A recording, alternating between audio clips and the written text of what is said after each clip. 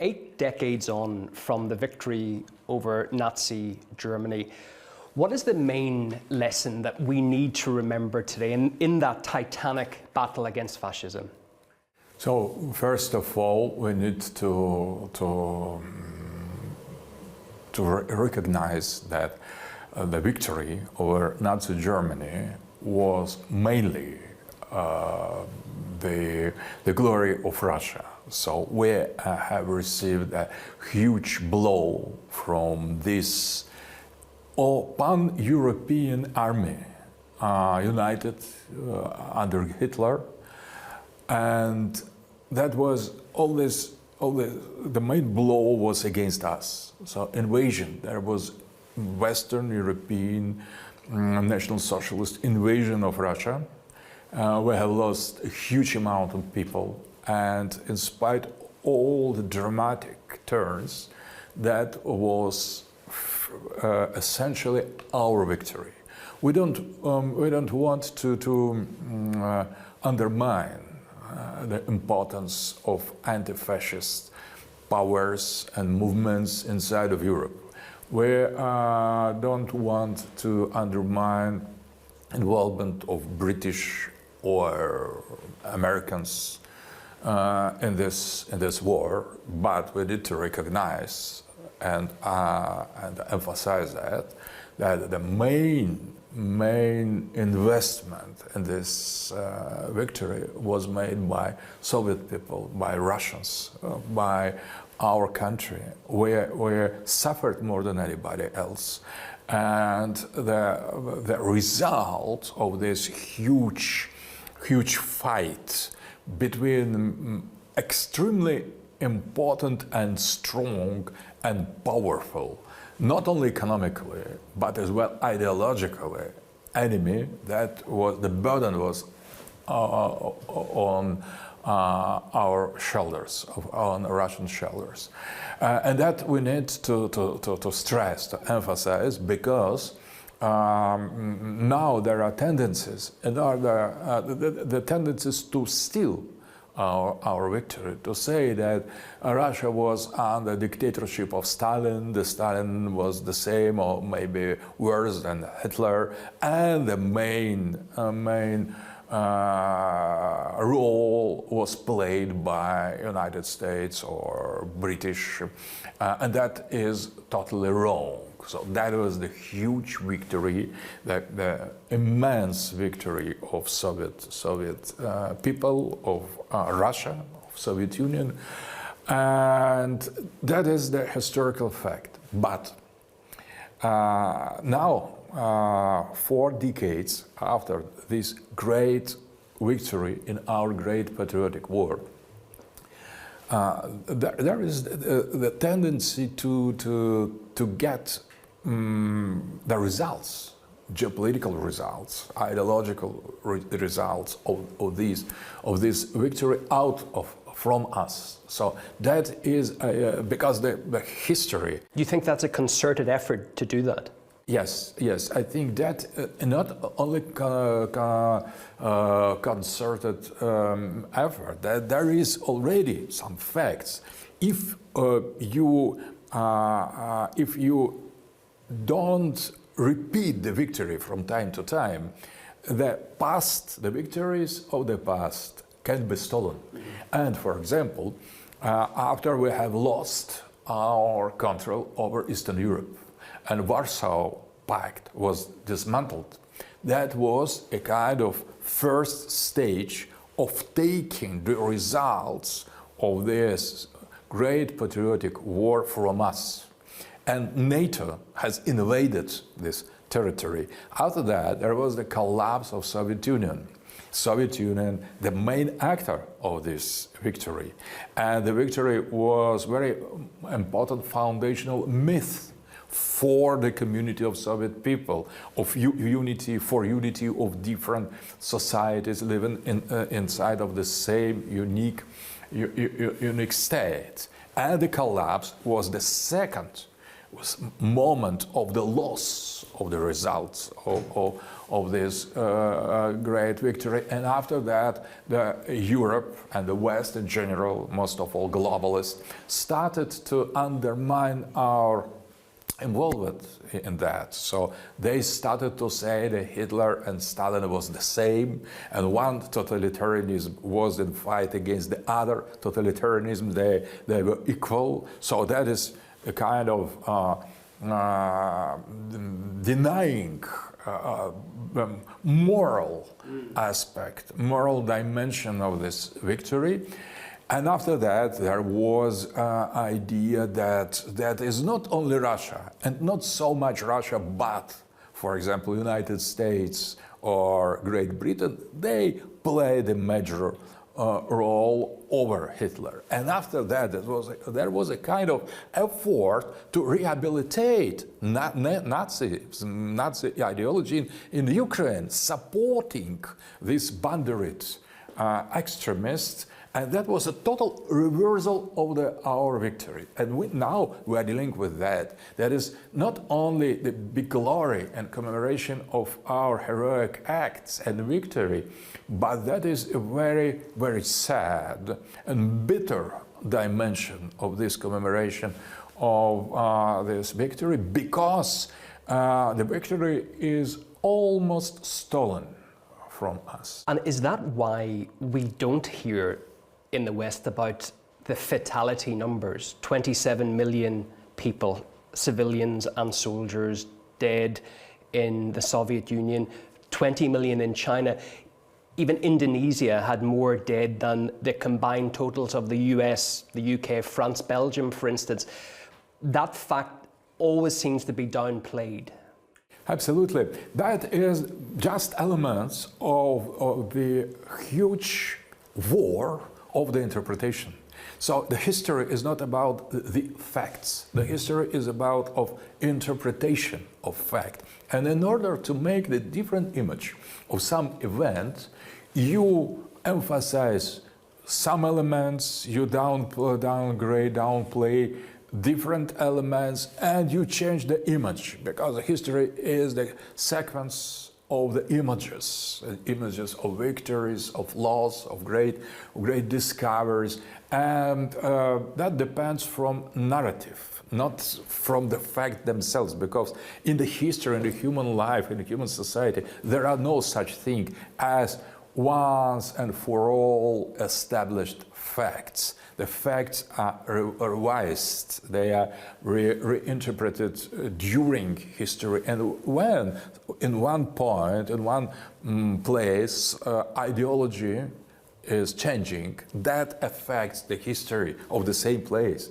of the same people. So that is very important, to fight for the historical memory. Memory, it is identity. So now we are in some sense, we are still in this war against Europe. We are still in the same great patriotic war against Nazi Germany, because it was not just the Germany, it was not just Nazi, that was Europe, that was Western civilization that has attacked Russia. And we see in 90s and now in the Ukraine that this patriotic war still continues. So that is very, very dramatic element. So, and if we don't win this time, West in the Ukraine, we could totally lose this glorious victory. So nobody could grant to us, to the world, to the humanity, the correct memory. Memory depends on the new victories. And if we could not secure the past victory without having the new ones. So that is the very, very, very tragic law. So you should, in order to secure the victory in the past, you need to gain the victory in the present and in the future. Everything you've said there then perhaps leads me to say it's not surprising that such an event, an 80th anniversary of such a victory, has been politicized, increasingly so in Europe. But then you have, for instance, Central Asian leaders who have always come to Russia to support, to remember their dead as well. They don't want to politicize it. They want to see it as a remembrance event. There seems to be a stark division between East and West in that. Do you agree with that? Yes, that is important. That was not only the victory of Russian people, that was the victory of the Soviet people. And in this time, the Asian republics were just a part of the same state. So we could say that was at the same level the victory of Russia as of Kazakhstan, of Uzbekistan, of Azerbaijan. So all the people of of Ukraine, the correct Ukrainians fought in this war, sacrificing their life. And among all, there was the father of Zelensky, Vladimir Zelensky. He was the one of the Russian-Ukrainian hero fighting against Nazism. So that is very important. That should be normally the common memory. And in the case of the presidents and the leaders of the many Asian countries. Because they'll be put under pressure as well, not to come, but they stand firm against that. Yes, that is the dividing line. Right. The line between those who are on the side of the victory and those who are fighting against that. And the menace, the threats of Ukrainian government, of Zelensky today to attack, to accomplish some terroristic acts during commemoration of 80 years of victory in Moscow, that shows that this war still continues. So, because it is not about Ukraine, it is about Banderit, about Ukrainian modern days, Ukrainian Nazism. So we are fighting the same war. The same war continues, and tragically, our allies in this war, the British and French,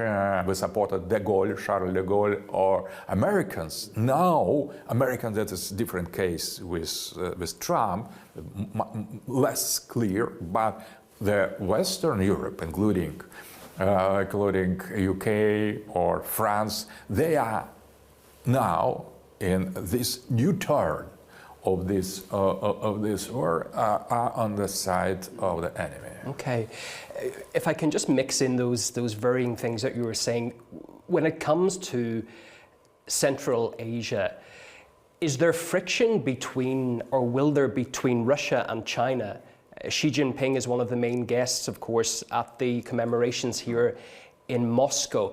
How do you see that relationship developing in Central Asia between Russia and China? So I think that there are some minor contradictions, but normally I think we share, Russia and China, we share the common vision of the future of development of the Central Asia. There is no the real opposition or hostility there. So before, when the project one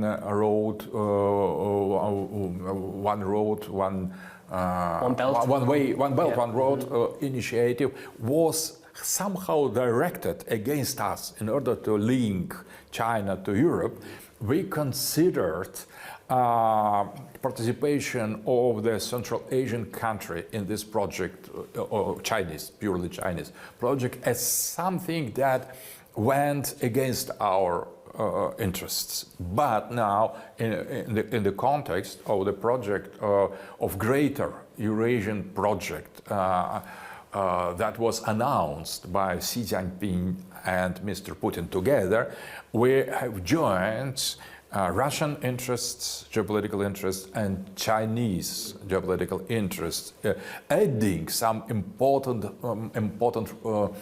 belts, these belts, and that transformed the role of the Central Asian countries. They now participate in the common project, Russian-Chinese common project, and their Eurasian identity, Eurasian orientation fits very well in this new version of this common Russian-Chinese strategical plans. Can I then just add the US into this as well?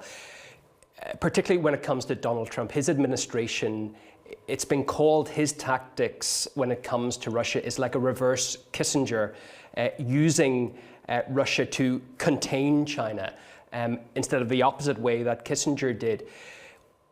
Will that work? Will Russia increasingly go more towards the US, or will it try and play itself as the main, in a geopolitical space, a very important role in the midst of that? So, if we consider what we have now, we have the war in Ukraine started by United States, by Biden, that was recognized as well by Trump himself, and still US, EU, European Union totally supports Nazi, anti-Russian regime in Ukraine. So how we could be confident in the West that started and continues the fight against us, and still supplying of lethal weapon our main enemy. So in order to get our confidence, we need, I think, maybe 3-4 more terms, presidential terms of Republicans, Trumpists, at least. So our relations with China is based on a long-term strategy. It could not be broken apart in some ambiguous proposals from the United States. In order to get our full confidence, we need much more. We need some decades of the correct and confirmed friendship, and not just these declarations that we could, that the United States could replace China. It is, but if it would be so, it were so, including in that case, we never sell our friendship. So that is very important. Russia is very moral as a country, as a power, and a moral and strategical alliance with China, it is something very, very deep. That is long-term strategy. But, for example, if we consider that Trump will show that we could rely not only on him, but on America in general. Now, what we see, there was Biden who started and provoked the war against us. And we still, before that and after that and during this conflict, during this war, we were and are the strategical allies with China. So nothing changed when the war started. Now Trump tries to stop the war and proposes to us some counterbalancing strategy.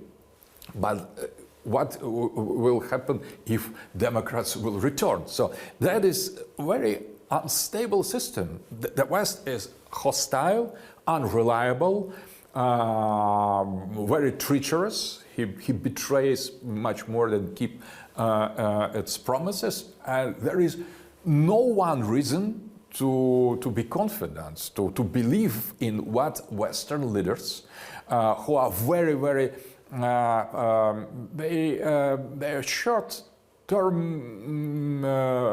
short-term leaders. Now they are here, tomorrow there will be someone with totally different opinion. We could not rely on these cartoons, globalist, liberal cartoons of the Western politics, because we see one certain line of globalist hegemony that is totally hostile to us, and we fight against that.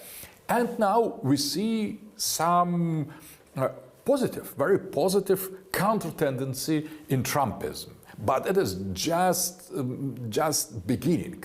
So in order to speak seriously with United States, Trump should lead the reforms he started until some conclusions, the point of irreversibility, because now we see how great is opposition to everything he does. Just finally, I'm going to try something a little dangerous.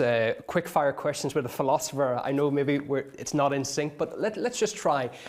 Which leader, non-Russian, do you most admire around the world right now?